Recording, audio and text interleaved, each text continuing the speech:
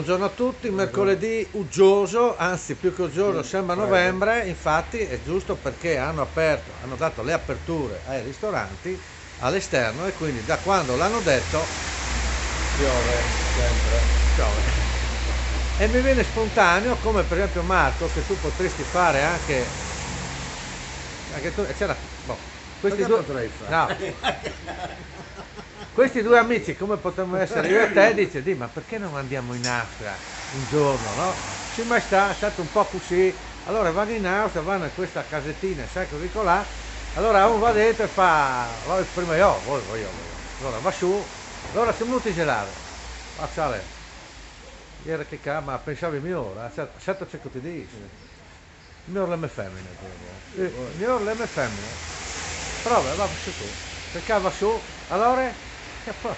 Ma se, tu hai ragione, è il miglior le tue femmine, io ho detto, una, poi, questa è breve, poi un'altra dite, dei triestini, so che ho visto adesso con la pandemia là, sì, in montagna, cosa che ha fatto, si è organizzati per vergere bene in sicurezza, ma poi ha fatto una roba bellissima, certo nell'alberghetto che si andavi noi a Forni di Sopra, bellissimo, se magari non vado, però ha fatto una roba, la sera, no, ti fa la cena, dopo la cena una volta, ti fa come una specie di lotteria, di tombola, no?